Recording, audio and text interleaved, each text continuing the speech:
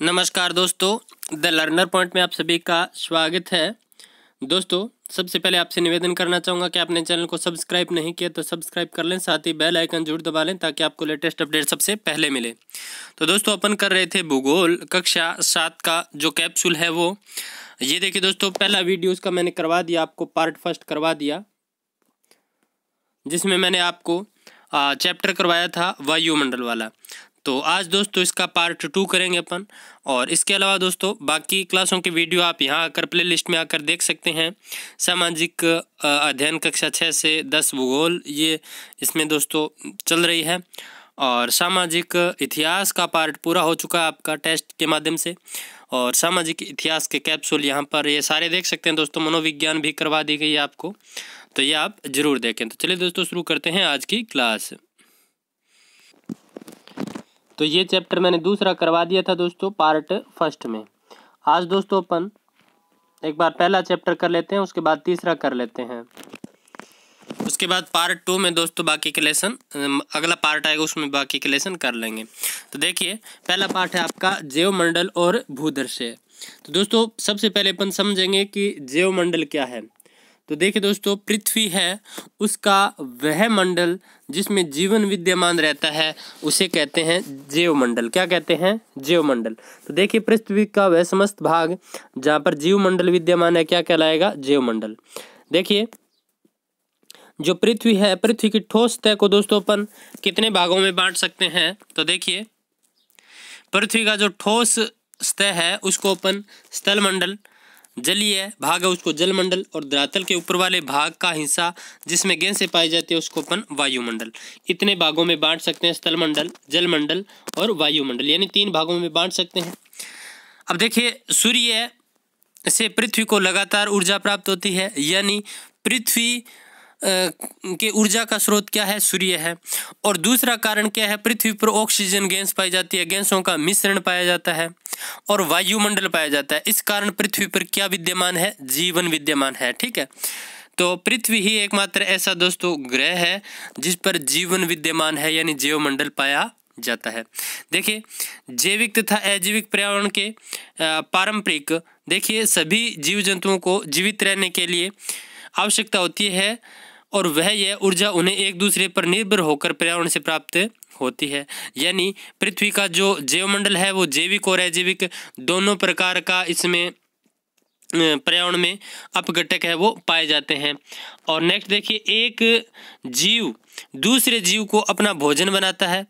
पृथ्वी पर निवास जीव की ऊर्जा का स्रोत सूर्य है, ये मैं आपको बता चुका, जिससे पेड़ पौधे भोजन प्राप्त करते हैं। इन्हें हिरण या खरगोश खाते हैं। शाकाहारी पशुओं को मांसाहारी खाते हैं और मांसाहारी की मृत्यु के बाद अपघटक जीव उसे मिट्टी में मिला देते हैं। तो यह कौन से प्रकार की श्रृंखला होगी? ये खाद्य श्रृंखला है, सरल प्रकार की खाद्य श्रृंखला होगी। नेक्स्ट देखिए, विभिन्न खाद्य श्रृंखलाओं के जाल को अपन ऐसे समझ सकते हैं। देखिए सूर्य से क्या प्राप्त होती है? ऊर्जा प्राप्त होती है। उस ऊर्जा से भोजन कौन प्राप्त करते हैं? पेड़ पौधे। ठीक है, और पेड़ पौधों के जो फल है उनको ग्रहण कौन करते हैं? शाकाहारी। तो शाकाहारियों को क्या कहेंगे? प्राथमिक उपभोक्ता। यानी पेड़ पौधे क्या कहलाएंगे? उत्पादक कहलाएंगे। और शाकाहारी हैं वो पेड़ पौधों के जो फल है आदि है उनको खाएंगे, तो ये प्राथमिक उपभोक्ता कहलाएंगे शाकाहारी। सर्वाहारी कौन से होंगे? जो मांसाहारी भी हो और शाकाहारी भी हो, ये कौन से होंगे? द्वितीय उपभोक्ता, सर्वाहारी। नेक्स्ट आते हैं तृतीय नंबर के मांसाहारी, इनको बोलते हैं तृतीयक उपभोक्ता। ठीक है, और जब कोई जीव मर जाता है उसका, या मांसाहारी जो जीव जंतु है वो खाने के बाद जो बच जाता है उसका अपघटक मिट्टी में हो जाता है। ये श्रृंखला है। तो खाद्य श्रृंखला में पेड़ पौधे उत्पादक के रूप में होते हैं। नेक्स्ट देखिए, पर्वत चोटी की बात करें तो सबसे ऊंची पर्वत चोटी माउंट एवरेस्ट है, जो धरती की विशालतम पर्वत श्रृंखला हिमालय में स्थित है। इसकी ऊंचाई 8,848 मीटर है। तो विश्व की सबसे ऊंची चोटी कौन सी है? तो माउंट एवरेस्ट 8,848 मीटर ऊंची है। ये बात आपको ध्यान में रखनी है। नेक्स्ट देखिए, प्रशांत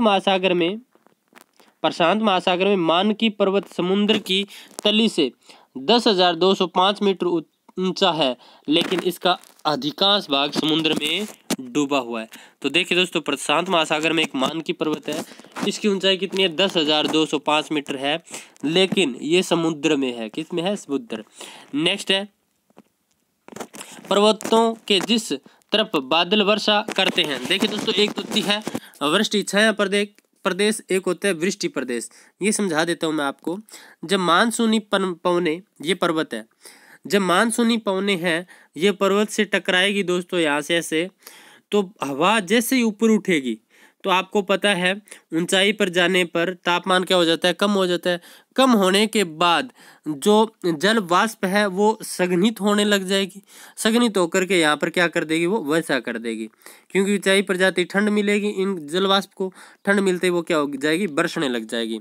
तो जिस तरफ पवन, ऐसे पवना मुखी ढाल है ये, तो इस तरफ दोस्तों वर्षा बहुत ज़्यादा होगी, और जब ये उतरेगी तो इनमें नमी की मात्रा क्या हो जाएगी? खत्म हो जाएगी। तो पर्वत का इस साइड वाला जो क्षेत्र है ये वृष्टि छाया प्रदेश कहलाएगा। क्या कहलाएगा? वृष्टि छाया प्रदेश। तो पवन विमुखी ढाल है वो वृष्टि छाया प्रदेश कहलाएगा, पवन मुखी है वो वृष्टि छाया प्रदेश कहलाएगा। ये आपको बात ध्यान में रखनी है। नेक्स्ट है, पर्वतीय क्षेत्रों में रहने वाले अधिकांश लोग पशुपालन करते हैं। वहाँ खेती तो होती नहीं है दोस्तों, वो क्या करते हैं? पशुपालन करते हैं। नेक्स्ट देखिए, बाकी कई पर्वतीय प्रदेशों में सीढ़ीनुमा खेती की भी जाती है। अब देखिए, हिमालय में गद्दी, बकरवाल एवं भोटिया जनजातियां भी रहती है जो मौसमी प्रवास करती है। तो पूछा जा सकता है निम्न में से कौन सी जनजाति है जो मौसमी प्रवास करती है? तो बकरवाल, गद्दी, भोटिया। नेक्स्ट है, कम ढाल वाले ऐसे ऊंचे व चौड़े भूभाग जो ऊपर से समतल होते हैं उनको क्या कहते हैं? पठार कहते हैं। इसका उपयोग अधिकांशतः चारागाहों के रूप में किया जाता है। तो दोस्तों, आपसे यहाँ पठार की बात करूं तो विश्व का सबसे ऊंचा पठार कौन सा है? विश्व का सबसे ऊंचा पठार कौन सा है? तो दोस्तों, विश्व का सबसे ऊंचा पठार है तिब्बत का पठार। कौन सा? तिब्बत का पठार दोस्तों सबसे ऊंचा पठार है। और पामीर का पठार है उसे विश्व की छत कहते हैं। क्या कहते हैं? विश्व की छत कहते हैं। पामीर का पठार विश्व का सबसे ऊंचा पठार नहीं है, ध्यान रखना, वो विश्व की छत कहलाता है। सबसे ऊंचा पठार है तिब्बत का पठार। ठीक है। नेक्स्ट देखिए, भारत में दक्कन का पठार एवं छोटा नागपुर पठार इसके अच्छे उदाहरण हैं। और भारत का सबसे ऊंचा पठार पूछ ले आपसे कि भारत का सबसे ऊंचा पठार कौन सा है? तो भारत का सबसे ऊंचा पठार है लद्दाख का पठार। कौन सा है? लद्दाख का पठार, जिसे मिनी तिब्बत भी कहते हैं। नेक्स्ट देखिए, पठारों में खनिजों के भंडार अधिकांशतः होते हैं, जैसे लोहा, कोयला आदि। नेक्स्ट देखिए, सामान्य समतल भूभाग को मैदानी कहा जाता है। औसत समुद्र तल से इनकी ऊंचाई 300 मीटर से कम होती है। नेक्स्ट देखिए, नदियों द्वारा बहाकर लाई गई मृदा के जमने से इनका निर्माण होता है और कृषि यहाँ अधिक मात्रा में होती है। भारत में गंगा, ब्रह्मपुत्र के विशाल मैदान इसके अच्छे उदाहरण हैं। तो भारत के मैदानी भूभाग दोस्तों, गंगा के आसपास का क्षेत्र है वो सर्वाधिक उपजाऊ है। देखिए, ये दो प्रकार के हो सकते हैं, एक तो तटीय मैदान और एक आंतरिक मैदान। तटीय मैदान आपको दोस्तों पता ही है, जहाँ पर जाकर के नदी अपना जल समुद्र या महासागर में डालती है, वहाँ जो पंचाकार डेल्टाओं का निर्माण होता है, जो डेल्टा भूमि होती है, वो दोस्तों तटीय मैदान कहलाता है, वो बहुत उपजाऊ होता है। इसके अलावा आंतरिक मैदान जो मुख्य भूमि पर नवीनतम नदियों द्वारा मिट्टी के निक्षेपण से बनता है। नेक्स्ट देखिए, धरातल पर प्राकृतिक रूप से एक धारा के रूप में बहने वाले जल को नदी कहा जाता है, जो ढाल के अनुसार ऊपर नीचे बहती है। नेक्स्ट देखिए, जो नदियां वर्ष भर बहती है उनको दोस्तों क्या कहते हैं? नित्य वाहिनी या सदावाहिनी, जैसे गंगा, यमुना आदि। और जो केवल वर्षा ऋतु में बहती है उन नदियों को मौसमी नदी कहते हैं, जैसे राजस्थान की लूणी नदी। नेक्स्ट देखिए, स्थल का वह भूभाग जहाँ मुख्य नदी व इसकी सहायक नदियां बहती है वह क्षेत्र नदी का बेसिन कहलाता है। तो नदी का वह भूभाग जहाँ मुख्य नदी व इसकी सहायक नदियां बहती है उसको नदी बेसिन बोलते हैं। ठीक है, जैसे ये गंगा नदी है, इसकी ये सहायक नदियां ऐसे ऐसे निकल रही है, तो ये पूरा क्षेत्र नदी बेसिन कहलाएगा। क्या कहलाएगा? नदी बेसिन, जैसे गंगा नदी बेसिन कहलाएगा। नेक्स्ट देखिए, समुद्र के किनारे स्थित स्थल को तट कहते हैं, तो ये आपको पता ही है। तो दोस्तों ये 7वीं क्लास के लेवल के हिसाब से है। इसमें ऐसा स्थलीय भाग जो चारों तरफ से पानी से घिरा हो उसे क्या कहते हैं? द्वीप कहते हैं। जो चारों तरफ से पानी से घिरा हो उसे क्या कहते हैं? द्वीप कहते हैं। जैसे अंडमान निकोबार द्वीप समूह है। और वह भूभाग जो 3 और पानी से घिरा हो उसको क्या कहते हैं? महाद्वीप कहते हैं। नेक्स्ट देखिए, असम में बहने वाली ब्रह्मपुत्र नदी में स्थित मांजुली द्वीप नदी में स्थित विश्व का सबसे बड़ा द्वीप है। वेरी वेरी इंपॉर्टेंट है दोस्तों। असम में बहने वाली ब्रह्मपुत्र नदी में स्थित मांजुली द्वीप नदी में स्थित विश्व का सबसे बड़ा द्वीप है। तो ये प्रश्न पूछा जा सकता है, विश्व का सबसे बड़ा नदीय द्वीप कौन सा है? तो नदीय द्वीप है मांजुली द्वीप, जो ब्रह्मपुत्र नदी, असम। ठीक है। नेक्स्ट, ऐसा स्थान जो 3 तरफ से पानी से घिरा उसे क्या कहते हैं? प्रायद्वीप। और दक्षिण भारत भी एक प्रायद्वीप है। ठीक है। नेक्स्ट देखिए दोस्तों, 3 नंबर पाठ।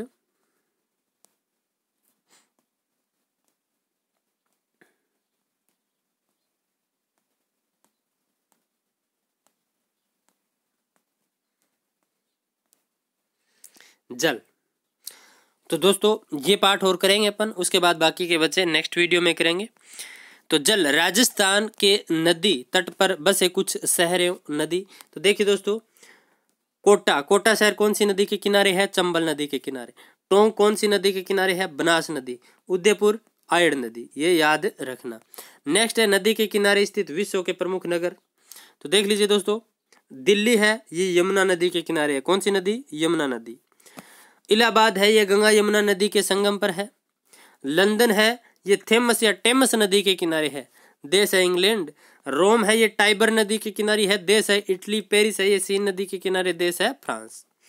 नेक्स्ट देखिए, महासागर तट पर स्थित नगर। तो महासागर हिंद महासागर दोस्तों। देश है भारत इसके तट पर, और नगर है मुंबई। हिंद महासागर भारत और चेन्नई। Atlantic USA New York. प्रशांत महासागर चीन बीजिंग। प्रशांत महासागर सिंगापुर। तो ये बातें आपको ध्यान में रखनी है। नेक्स्ट देखिए दोस्तों, झील के किनारे स्थित नगर।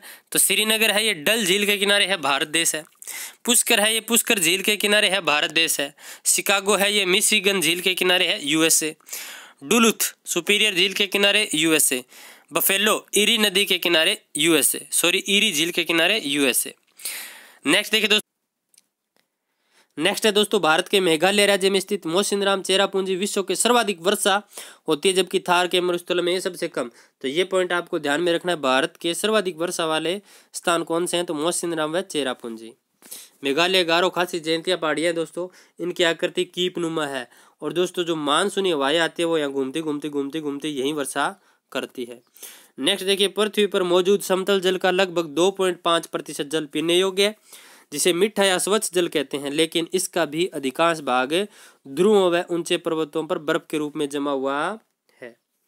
नेक्स्ट देखिए, तुर्की की वान झील विश्व की सबसे अधिक खारे पानी की झील है। तो ये बात ध्यान में रखना, तुर्की की वान झील विश्व की सबसे खारी झील है। इसके अलावा जॉर्डन व इजराइल के मध्य स्थित मर्द सागर, राजस्थान की सांबर झील आदि खारे पानी की झीलें हैं। नेक्स्ट देखिए, खारे जल को कठोर जल भी कहा जाता है। नेक्स्ट फैक्ट देखिए दोस्तों, जल का खारापन उसमें मिले सोडियम क्लोराइड, कैल्शियम, मैग्नीशियम व अन्य लवणों की उपस्थिति के कारण होता है। नेक्स्ट है, ध्रुवीय क्षेत्र जैसे कनाडा, आइसलैंड, नॉर्वे, रूस आदि में जनसंख्या की तुलना में जल का अनुपात अधिक है। नॉर्वे दोस्तों रात्रि में सूर्य दिखाई देने वाला देश है, नॉर्वे। नेक्स्ट है, राजस्थान के शेखावाटी व दक्षिणी राजस्थान में फ्लोराइड युक्त जल भी पाया जाता है। इस जल को पेयजल रूप में उपयोग करने पर लोगों को हड्डियों संबंधी बीमारियों का सामना करना पड़ता है। कुब्बड़ पट्टी दोस्तों आपने सुना होगा, वो इसी कारण होती है। नेक्स्ट देखिए, वर्षा जल जब भूमि के अंदर प्रवेश कर चट्टानों के रूप में ऊपर एकत्रित हो जाता है तो उसे भूमिगत जल कहते हैं। मरुस्थलीय क्षेत्रों में भूमिगत जल अधिक गहराई में पाया जाता है, जबकि मैदानी व समुद्री तटीय क्षेत्रों में कम गहराई में पाया जाता है। नेक्स्ट है, प्रकृति द्वारा प्रदत्त शुद्ध जल में यदि कुछ अवांछित तत्व मिल जाए तो वह जल पीने व मानवीय उपयोग के लिए उपयुक्त हो जाता है। इसे जल प्रदूषण कहते हैं। नेक्स्ट देखिए दोस्तों, 2050 तक जब विश्व की आबादी 9 अरब तक होने का अनुमान है, तब लगभग आधे से अधिक लोग भीषण जल संकट से जूझ रहे होंगे। नेक्स्ट देखिए, जल प्रदूषण पर नियंत्रण के लिए भारत में इसके संदर्भ में जल प्रदूषण निवारण और नियंत्रण कानून 1974 तथा पर्यावरण संरक्षण कानून 1986 आदि कानून बनाए गए हैं। तो ये दोनों कानून आप ध्यान में रखना। नेक्स्ट है, भारत में गंगा व यमुना नदियां सबसे अधिक प्रदूषित मानी जाती है। नेक्स्ट है, गंगा नदी को साफ करने के लिए भारत सरकार द्वारा गंगा एक्शन प्लान व नमामि गंगे नामक कार्य योजनाएं चलाई जा रही है। नेक्स्ट है, जल के दुरुपयोग को रोककर स्वच्छ जल को लंबे समय तक बचाकर रखना जल संरक्षण कहलाता है।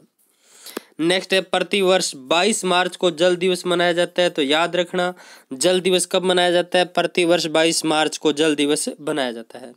नेक्स्ट देखिए, आधुनिक समाज में बढ़ते जल संरक्षण को देखते हुए जल संरक्षण की ये जल की समस्या को बढ़ते हुए देखकर दोस्तों जल संरक्षण की अनेक विधियां अपनाई जा रही है, जैसे बांध व नहर निर्माण, ठीक है, बूंद बूंद फव्वारा सिंचाई प्रणाली, दूषित जल को साफ कर पुनः उपयोग में लेना आदि आदि।